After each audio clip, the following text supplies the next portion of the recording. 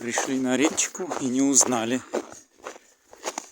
Сбросили воду сильно. Вот здесь мы еще заходили, а уже все на метр, не на метр, а полметра точно поднялась.